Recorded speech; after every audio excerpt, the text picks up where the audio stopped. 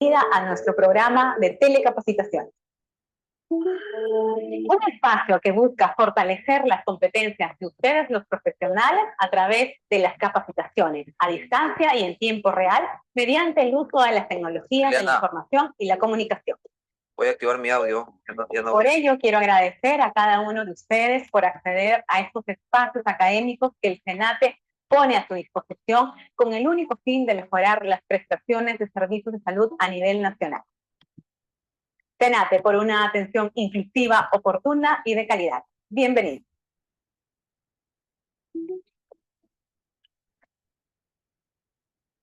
Bicentenario del Perú, 2024.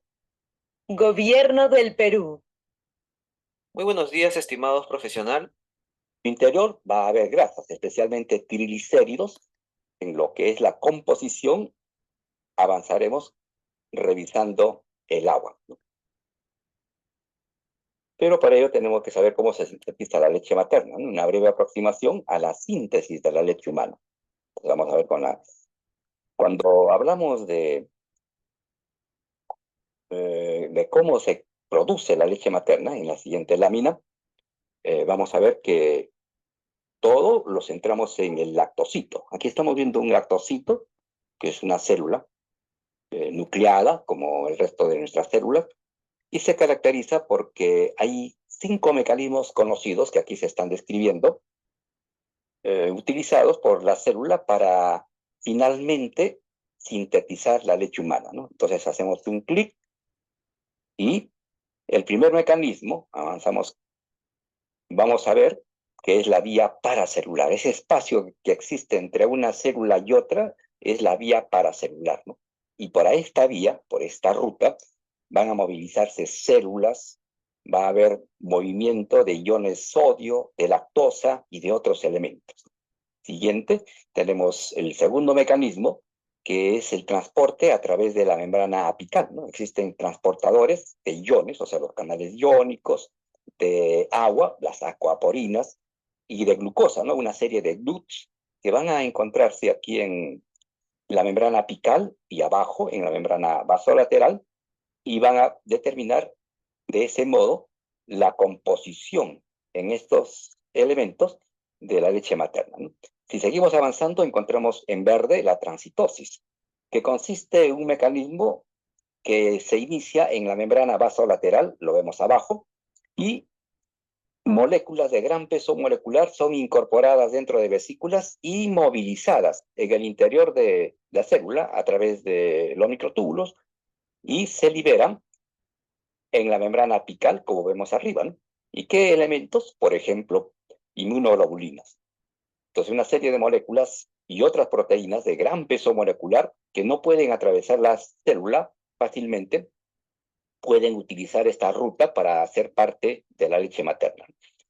Y si seguimos avanzando en rojo, vamos a ver la exocitosis, ¿no? En el otro mecanismo. Entonces vamos a dar un enter y encontramos la exocitosis. Mediante este mecanismo ocurre síntesis de proteínas en el retículo endoplasmático rugoso. Estas proteínas son movilizadas al complejo de Golgi y desde ahí movilizadas finalmente a la membrana apical, donde se liberan mediante exocitosis. Esta ruta es interesante porque también mediante este mecanismo la lactosa sintetizada en el complejo de Golgi y también las micelas de caseína que se estructuran en el complejo de Golgi van a ser movilizadas y liberadas por esta ruta a ser parte de la membrana, de la composición de la leche. Y el último mecanismo, en color, el que sigue, el último mecanismo, es la síntesis y liberación de glóbulos de grasa, ¿no? O sea, los glóbulos de grasa son sintetizados a nivel del retículo endoplasmático liso y son envueltos por una membrana, y esta vesícula es envuelta por membrana celular en la membrana apical y se forman los conocidos glóbulos de grasa láctea. En su interior va a haber grasas, especialmente triglicéridos, como veremos en lo que sigue. Avanzamos. Por lo tanto, vemos que la leche materna tiene muchos elementos, es muy compleja, Y el principal elemento es el agua. En un 87% de todo lo que es la leche materna, de la leche materna madura, tenemos 87%, ¿no? Los carbohidratos representan un 7% para la lactosa y los HMO, que son los oligosacáridos de la leche humana, significan alrededor de 1%, ¿no? Seguimos avanzando y vemos en color amarillo los lípidos, ¿no? Los lípidos van a significar cerca al 4% de la grasa de la leche, siendo los triglicéridos los más abundantes, ¿no? El 97% de la grasa de la leche son triglicéridos. Entonces, es la abundancia, ¿no?, de triglicéridos aquí en los famosos glóbulos de grasa. También vamos a encontrar proteínas en color rojo, dando un clic, y vemos las caseínas y las proteínas del suero, ¿no?, como componentes que podemos ir recordando.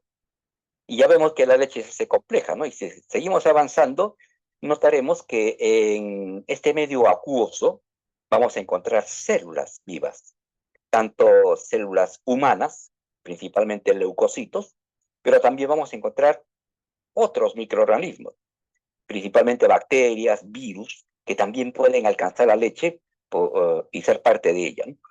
En este medio acuoso ya vemos que van a estar solubilizados, soluble de grasa, las micelas de caseína que habíamos comentado y una serie de iones, ¿no? Pero también vamos a encontrar en un pequeño porcentaje vitaminas y otros elementos, ¿no?, otros minerales. Como ven, la leche materna es bien compleja, ¿no? Y el tema que nos habían pedido era hablar algo sobre su composición. Por lo tanto, vamos a ir tocando diversos componentes sin llegar a una profundidad, pero sí resaltando su importancia y qué aspecto práctico podríamos encontrar, ¿no?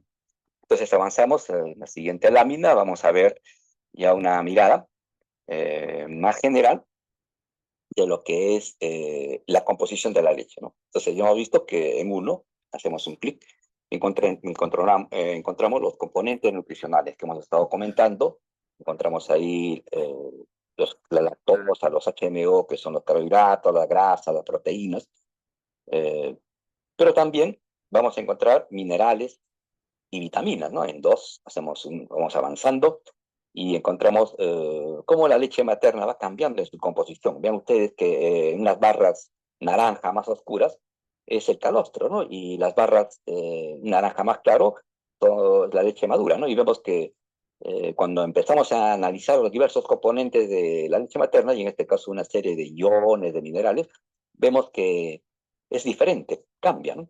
Las fórmulas nunca cambian. Si seguimos avanzando en su composición, y esto es un resumen de lo que es la composición de la leche materna, vemos que también hay hormonas y factores de crecimiento que no existen en las fórmulas infantiles, ¿no? Hay una serie de hormonas y otros elementos que van a tener una actividad, o sea, una bioactividad, es decir, van a influir en la manera como una célula se comporta, ¿no? Cómo reacciona a la presencia o no de estos elementos en la leche materna, ¿no? También avanzamos, vamos a encontrar microorganismos, ¿no?, comunidades microbianas, principalmente bacterias, pero ya he adelantado que podemos encontrar también virus y otros microorganismos, ¿no? Pero nuestra mirada va a estar centrada más en las bacterias y la leche humana no es estéril, está llena de microorganismos, ¿no? En cambio, las fórmulas infantiles, si es que tienen la presencia de microorganismos, el problema es que probablemente han sido contaminadas, ¿no? Y el año pasado hubo problemas con una marca conocida en Estados Unidos, donde tuvieron que retirar lotes de fórmula infantil que estuvo contaminada y que significó la muerte de 4 niños, por lo menos lo que se tiene, lo que se conoce, ¿no? Pero probablemente otros niños podrían haber fallecido porque esta fórmula se distribuye en todo el mundo, ¿no? En Perú también hubo una alerta de parte de Digemit para retirar estos lotes de fórmulas contaminadas con Enterobacter sacasax. Entonces, por ese motivo, las fórmulas tienen riesgos, una serie de riesgos que tenemos que ir entendiendo, ¿no? Y también en la leche humana vamos a encontrar material genético, los microARNs dentro de las vesículas extracelulares, ¿no?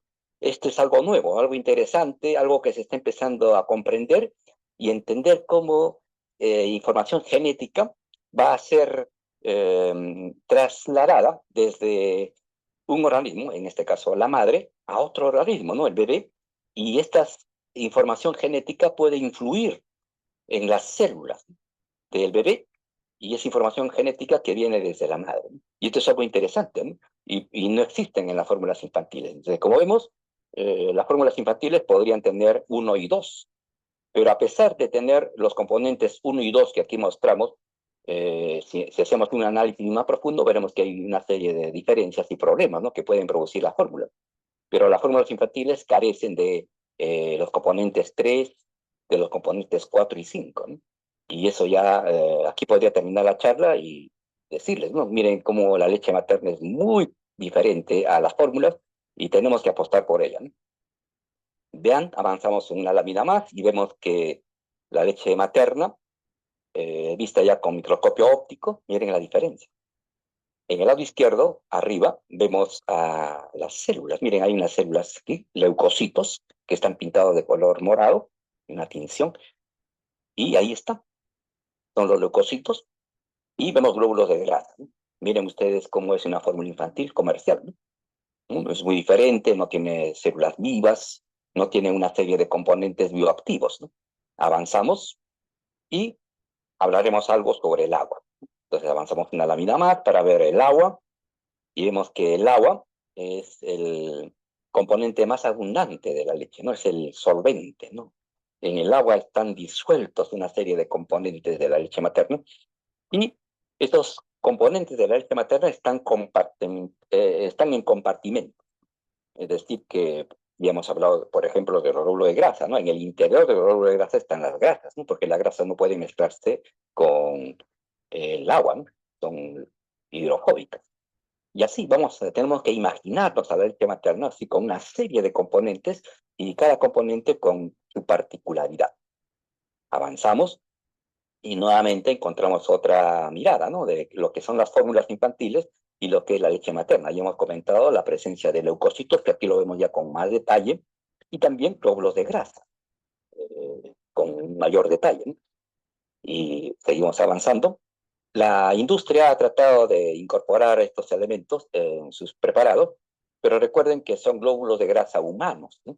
Y la industria lo que está colocando es de otras especies, ¿no? Glóbulos de grasa de otras especies, y estos glóbulos de grasa, como veremos, están envueltos por membranas celulares, ¿no? Pero no son membranas celulares humanas, ¿no? Son membranas celulares de otros mamíferos, ¿no? Y por lo tanto ya hay una gran diferencia y una gran preocupación de estar exponiendo al intestino del lactante a proteínas extrañas. Entonces, otro resumen, ya vemos entonces, ya para ir terminando esta primera aproximación, viendo todo desde el agua, ya hemos visto que el agua es abundante, el 87% de la leche humana es agua, un 4% o cerca al 4%, los famosos glóbulos de grasa, y vean ustedes que hay otros componentes. Avanzamos una lámina más, y nos encontramos con una mirada así un poco global de lo que estamos comentando, ¿no? Y vemos que la leche humana tiene una fase acuosa y hay una fase que precipita. Si ustedes dejan en reposo la leche y, por ejemplo, someten a la leche a un acidificante como un ácido o a una enzima como la renina, entonces la leche va a coagular, ¿no? Y ese es el mecanismo lo que hacen en la industria para producir quesos, ¿no? Entonces lo que precipita son las caseínas, ¿no? Y las separamos de la fase acuosa, ¿no? Y eso es lo que estamos viendo acá. Pero cuando analizamos caseínas, también las caseínas humanas son la beta-caseína, la kappa-caseína, pero en la leche de bovino, por ejemplo, está la alfa-caseína, que no existe o es escasa, si es que existe, en la leche humana, ¿no? Entonces ya hay diferencias en la estructura, ¿no?, de las proteínas presentes en una u otra leche, ¿no? La fase acuosa también ya la podemos ir digregando, y si ustedes dejan en reposo la fase acuosa, van a ver que al cabo de un tiempo se va a formar una película en la superficie, donde vamos a encontrar a los glóbulos de grasa, van a estar las células vivas, ¿no?, las células humanas, que usualmente son los leucocitos, pero también pueden existir las células mamarias, se han descamado de los conductos y están formando parte de la leche humana, ¿no? Pero también microorganismos, y entre ellos bacterias. Ya. Vean ustedes que también en este sobre adelante podemos encontrar las vesículas extracelulares y en el interior de estas vesículas extracelulares encontraremos, entre otros componentes, porque cualquier componente que logre ser parte de esta vesícula, que luego es liberada de una célula, puede aparecer en la leche materna, ¿no? Pero un componente importante y que está significando mucho interés y estudio es la presencia de los RNA, los microRNA, ¿no? Los pequeños RNA que llevan información genética. Y si separamos todo eso, esta película que se había formado en la superficie de la fase acuosa que la habíamos dejado en reposo, entonces vamos a encontrar la solución verdadera donde están disueltos lo que ya conocemos, los carbohidratos, las proteínas, iones y otros componentes. Como ven, la leche es compleja. Y vamos avanzando varios clics, porque ya hemos comentado esta parte, para ir avanzando a una lámina siguiente. Por lo tanto, la composición de la leche materna va a variar. Y varía dependiendo de una serie de factores, ¿no? Desde la dieta materna, en qué momento de la lactancia se encuentra la mama lactante, la salud de la madre, si es una madre, un bebé prematuro o no. O sea, hay una serie de factores que van a influir en la composición de la leche materna, ¿no? Y el componente que más puede ser modificado en la leche materna es la composición de las grasas, ¿no? Los otros componentes más o menos tienen una composición más o menos estable dentro de un rango, ¿no? de variabilidad, pero son más estables, ¿no? Las proteínas, carbohidratos, ¿no? Y que van a ir cambiando en el tiempo. Entonces, por eso que la leche materna la clasificamos así, solamente para entendernos, como leche, que se describe como calostro los primeros 5 días, la leche de transición desde los 5 o 7 días hasta los 10 a 14 días, y más allá de este tiempo, de los 14, 15 días, ya hablaremos de la leche madura. Avanzamos y vemos que la composición ya sigue siendo diferente, ¿no? En la siguiente lámina vamos a encontrar una comparación entre la leche humana y la leche de vaca, ¿no? Y notamos que la leche humana, vean ustedes, tiene agua y también la leche de vaca, ¿no? Y los porcentajes son, diríamos, semejantes, ¿no? 87%, 87%. Y uno diría, bueno, aquí ya no hay mucha diferencia. Y si vemos otros componentes que aquí están señalados, vemos que la leche humana tiene más lactosa, ¿no? Carbohidratos, 7%. En cambio, la leche de vaca tiene un menor porcentaje, 4.8, lípidos, por ahí están, 4. Proteínas, miren, la leche de vaca tiene un mayor contenido en proteínas, sobre todo de caseínas, ¿no? 3.5% frente a un 1. Entonces 1.5 podría ya estar cerca a leche de prematuro, ¿no? Pero usualmente en una leche madura vamos a encontrar 0.9, 1% y otras trazas. Entonces uno diría, bueno, la diferencia entre la leche humana y la leche de vaca solamente es en el porcentaje. Si yo ajusto los porcentajes, ya no habría diferencia. Y ese razonamiento es falso, porque si analizamos, por ejemplo, abajo, las proteínas, y vemos el perfil proteico de la leche humana y la leche de vaca y encontramos ya diferencias, ¿no? Y hemos visto que la leche de vaca tiene una alta composición de caseínas, un 80%, ¿no? Frente a la leche humana, que tiene 27%, ¿no? Pero el tipo de caseínas que ya había señalado son diferentes, ¿no? Aquí están las kappa y las beta caseínas, estas de acá, en la humana, pero en la leche de vaca principalmente está la alfa caseína, son diferentes, ¿no? Y esta alfa caseína está relacionada con alergia.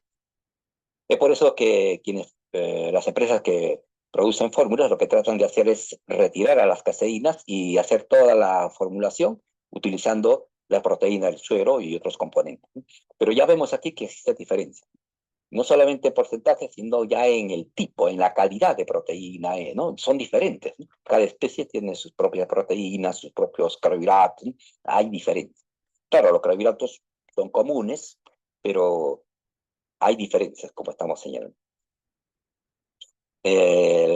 La leche materna va cambiando, ¿no? Y en esta siguiente lámina vemos que el volumen de la leche va a ir en aumento después del nacimiento. Miren aquí en este gráfico, arriba, al lado derecho, vemos que después del nacimiento el volumen de la leche, el volumen lácteo es escaso, ¿no? Y es una gran preocupación de las madres, ¿no? El primer día, el segundo día, una queja común, frecuente de las madres, es que no tienen leche.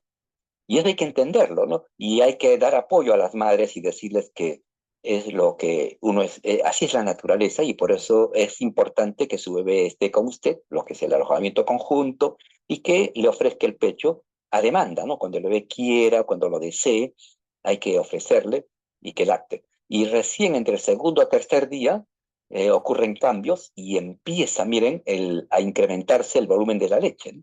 Y miren ese cambio notable, marcado entre el segundo a tercer día, como lo vemos en este gráfico, ¿no? ¿Y a qué se debe esto? Se debe a que antes del nacimiento, arriba están, en el lado izquierdo, vemos a los lactocitos, unos esquemas, ¿no? Son células. Ya habíamos visto de la vía paracelular, esta vía está abierta. Pero a medida, como pasan los días después del nacimiento, después del parto, hay una serie de cambios en el cuerpo de la madre, hay cambios hormonales que van a influir, ¿no? En cómo las células se comportan y vemos que esta vía paracelular se cierra, ¿no? Abajo. Y por ese motivo, entonces, va a aumentar el volumen de la leche, ¿no? Porque el sodio y la lactosa, que era parte de la leche, pero que podía movilizarse por la vía paracelular y llegar a la sangre de la madre, ahora ya no lo puede hacer, y entonces el volumen lácteo se incrementa. Entonces avanzamos. Este punto es importante porque vamos y con este gráfico también es a más de lo que estoy señalando, pero para entender, ¿no? La importancia de tener los conceptos claros, los conceptos fisiológicos, para ayudar a la mamá, ¿no? Y decirles que, señora, entre el segundo y tercer día usted va a notar que aumenta su leche. Vamos a estar ayudándola y no porque las madres van a tener mucha ansiedad, mucha preocupación por su bebé, ¿no? Y uno tiene que estar valorando cómo está el bebé, ¿no? Vamos avanzando, entonces vemos aquí que el volumen de la leche, de lactosa aumenta y miren el sodio disminuye, ¿no? Entonces lo vemos a lo largo de los siguientes días, hay cambios muy dramáticos, ¿no? Miren cómo el sodio, ¿no? Desde 60 milimoles por litro cae a más o menos 7 milimoles por litro hacia la primera semana de vida, ¿no? Entonces la leche, la primera leche, el calostro de las primeras horas, tiene un sabor saladito, más dulce, una mezcla entre salado y dulce, pero si ustedes prueban una leche de una semana o más, ya no es salada la leche. Entonces hay una serie de cambios que van a darse y cómo el volumen de la leche se va a incrementar notoriamente a partir del segundo o tercer día hasta ya alcanzar volúmenes más o menos constantes hacia los 5 o 6 días aproximadamente, ¿no? Y avanzamos, por lo tanto, en la siguiente lámina, porque dije los primeros 5 a 6 días, ¿no? Y en esta siguiente lámina, en el siguiente cuadro, vamos a ver que la producción de leche, a medida como pasan los días después del nacimiento, vemos que va en incremento, como hemos estado señalando, y también las evacuaciones, principalmente la orina, ¿no? Entonces un bebé el primer día orinará una vez, el segundo día más o menos 2 veces, va a mojar 2 pañales en 24 horas, al tercer día 3 pañales, cuarto día 4 pañales, y entre el quinto a sexto día ya estará mojando 6 pañales. Entonces, la prueba de los 6 pañales, que antes se enfatizaba más que ahora, porque las madres actuales usan pañales descartables, que no es fácil medir cuántas veces orina el bebé, pero si uno quiere valorar, puede acordarse de este punto, ¿no? Después de los 6 días, el bebé debe de mojar 6 pañales, y es una señal de que el bebé está obteniendo la leche suficiente, ¿no? Hay una adecuada transferencia láctea, y el bebé no está deshidratándose, no hay problema, ¿no? Pero si después de los 6 días el bebé no está mojando pañales, eso debe preocupar. Hay que mejorar técnica de lactancia principalmente. Entonces avanzamos en la siguiente lámina y hemos terminado esta parte de aproximarnos al agua, que también es un tema interesante. Esta charla intenta motivar a todos a seguir eh, profundizando sus conocimientos, ¿no? Ahora rápidamente hablaremos de los macronutrientes, ¿no? Que son los carbohidratos, las grasas, las proteínas. Entonces vamos avanzando con la siguiente lámina y nos vamos a encontrar con los macronutrientes. Ya sabemos que el agua representa el 87% y la leche materna tiene una gravedad específica de 1.030, una osmolaridad de 286 milimoles por litro, ¿no? Y esto recuerda a la osmolaridad del plasma, ¿no? Entonces la leche materna es no es agresiva para los tejidos, si es que solamente vemos la osmolaridad, porque la osmolaridad es semejante al plasma. Miren, interesante esto, ¿no? Como una secreción láctea tiene una osmolaridad semejante al plasma. Y los carbohidratos que ya conocemos en su composición, esto es una mirada global y avanzamos. Y nuevamente vemos que las proteínas van a dar lo que 4 calorías por cada gramo, carbohidratos igual, y los lípidos 9 calorías por gramo. De tal manera que la energía que proporciona la leche materna es de 60 a 77 kilocalorías por cada 100 mililitros que ingiere el bebé, ¿no? Como un dato para tener en cuenta, y vamos avanzando. Entonces, hemos ya revisado una mirada general de los macronutrientes y ahora nos toca ver en la siguiente lámina a los carbohidratos.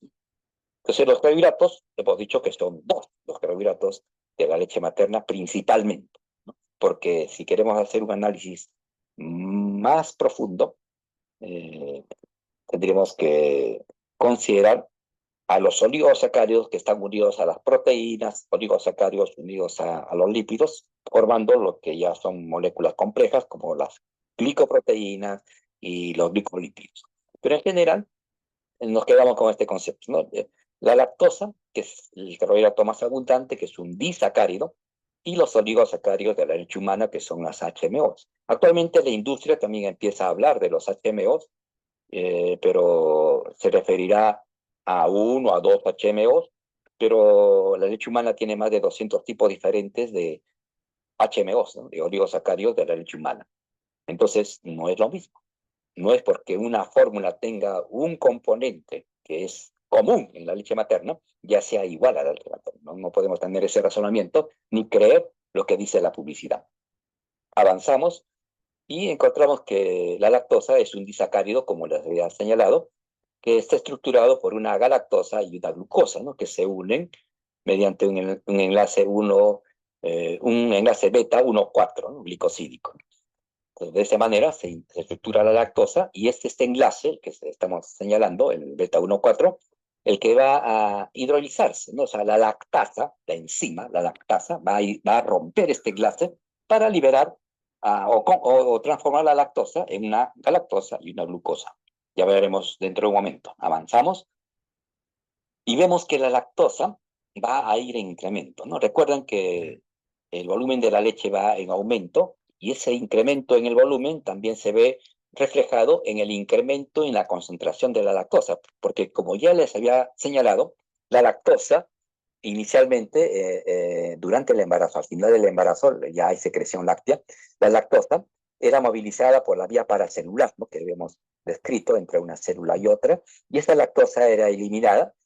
Primero llegaba a la sangre y después en la orina de la madre, y la madre gestante, por lo tanto, tiene lactosuria, y no implicaba mayor condición para que se incremente el volumen de la leche, ¿no? Pero una vez que esta vía paracelular se cierra, entonces la lactosa empieza a concentrarse en el interior de los alvéolos mamarios y la lactosa tiene un efecto osmótico, arrastra agua, ¿no? Jala agua y por lo tanto contribuye a que aumente el volumen de la leche.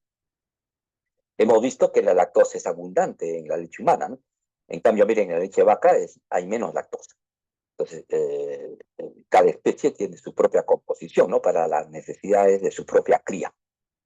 Entonces, avanzamos y lo que estamos haciendo notar es que la concentración de lactosa cambia. Miren arriba, en el primer gráfico, vemos esa línea punteada vertical, es el momento del parto, y notamos que la concentración de lactosa antes del parto, la leche, esa secreción láctea, tiene poca lactosa, ¿no? Pero ven ustedes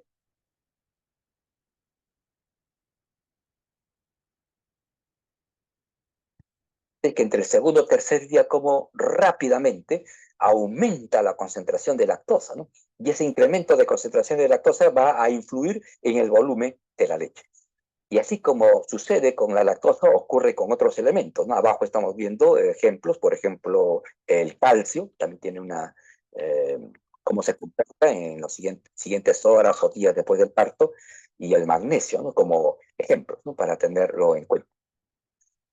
Entonces vamos avanzando y encontramos que la lactosa es variable en su composición y favorece la absorción de calcio y hierro, ¿no? Y también va a influir en los microorganismos que se encuentran a nivel del intestino del bebé, ¿no? En la microbiota, ¿no? Porque funciona como prebiótico, ¿no? Facilita el crecimiento de bacterias que son beneficiosas, ¿no? Como el Lactobacillus bifidus, por ejemplo, ¿no? Y esta lactosa va a mantener un pH ácido en el intestino, ¿no? Que también es importante, ¿no? Para inhibir el crecimiento de gérmenes. Entonces, eh, fácilmente y rápidamente, a veces uno puede pecar en recomendar a las madres fórmulas sin lactosa, ¿no? Pero miren el daño que estamos produciendo en este intestino, ¿no? Porque es rarísimo, muy raro tener una eh, intolerancia primaria a la lactosa. Todos los bebés tienen la enzima, ¿no? La lactasa, ¿no? Que va a degradar a la lactosa, ¿no? Es muy raro, ¿no? Pocos reportes en el mundo, ¿no? Pero rápidamente, si el niño empieza a tener gases, llanto, entonces, debe ser intolerancia a la lactosa. Y rápidamente uno podría cometer el gran error de recomendar una fórmula infantil libre de lactosa. Eso es una barbaridad, porque es, como señalábamos, es infrecuente, ¿no? La intolerancia a la lactosa, ¿no? Posteriormente hay una intolerancia secundaria a la lactosa que los adultos o niños de mayor edad pueden tenerlo si no han sido expuestos a la lactosa por un tiempo prolongado. Entonces avanzamos, pero es importante que exista lactosa a nivel intestinal porque va a permitir, entre otras cosas, el crecimiento de bacterias y también acidificar el medio, ¿no?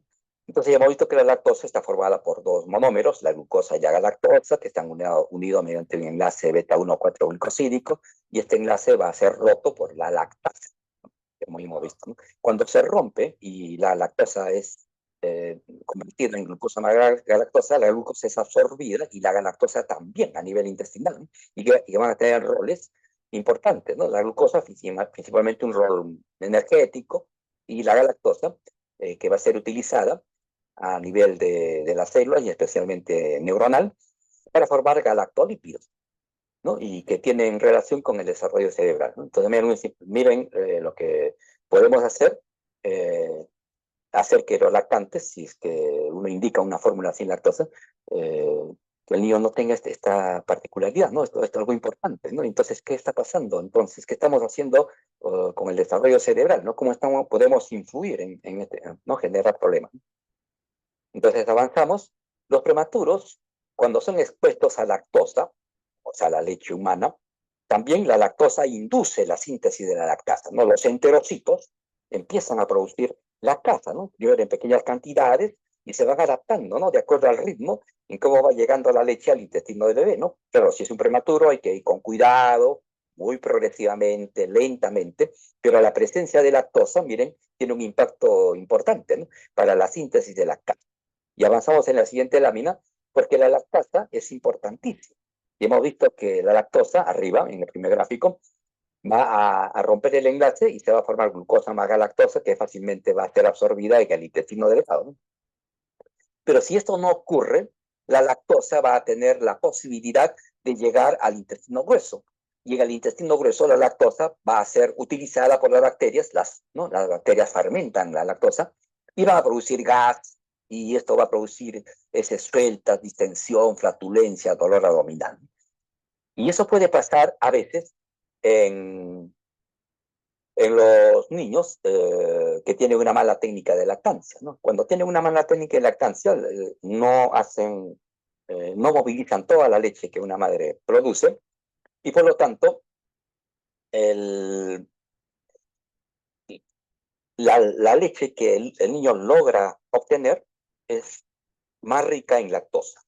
No logra tener una leche final que es más rica en grasa, ¿no?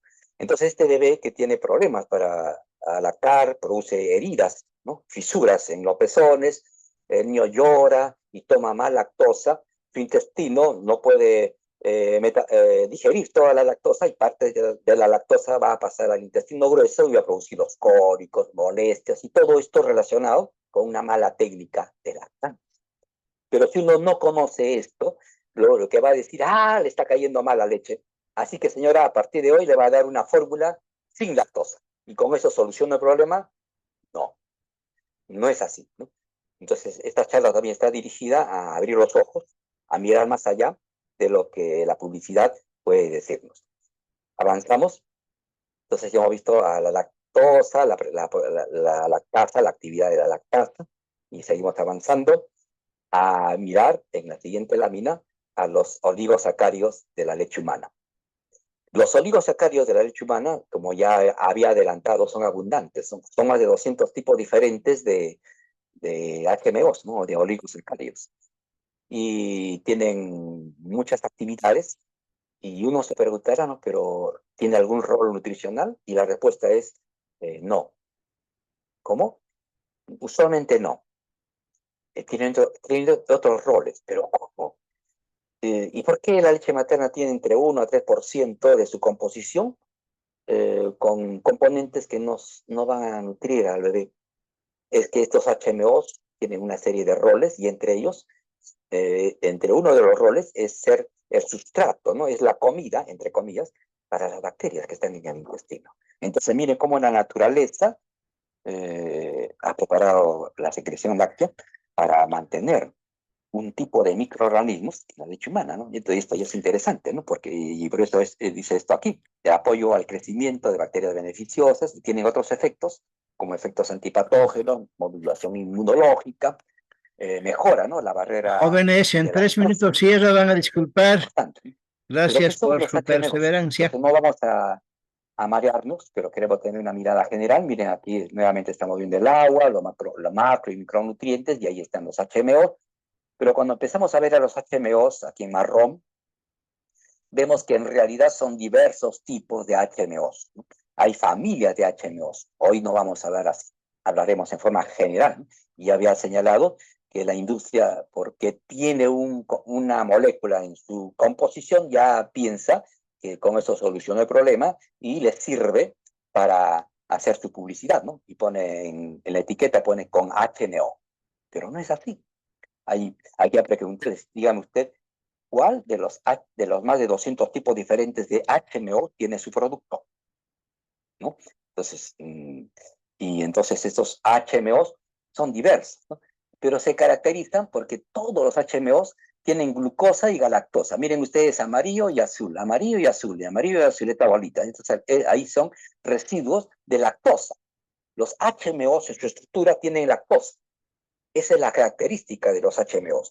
Y son así, moléculas ramificadas o no, no tan largas, 10, 12 monómeros y nada más. Pero miren, tiene actividad antimicrobiana y antiviral, como hemos estado señalando. Tienen efectos prebióticos, favorecen el crecimiento de las bacterias comensales, o sea, las bacterias buenas, interfiriendo con el crecimiento de las bacterias patógenas, ¿no? Posibilitan una maduración de la barrera mucosa, ¿no? Los HMOs también, junto con los ácidos grasos cadena corta, que lo vemos, interactúan ambos para la maduración de la barrera mucosa. Tienen otros roles, ¿no? Como la modulación, ¿no? Para el reconocimiento de patógenos. Aquí estamos viendo una célula dendrítica que está interactuando con HMOs, ¿no? Y también para el reconocimiento, ¿no? Y sobre la función inmune, nuevamente, entonces hay una serie de interacciones que, como vemos, ninguna de ellas está relacionada con la nutrición del bebé. Todas son actividades bioactivas, ¿no? Tenemos que entender este término como bioactividad. Entonces, los HMOs tienen esa actividad bioactiva y que se está conociendo, ¿no?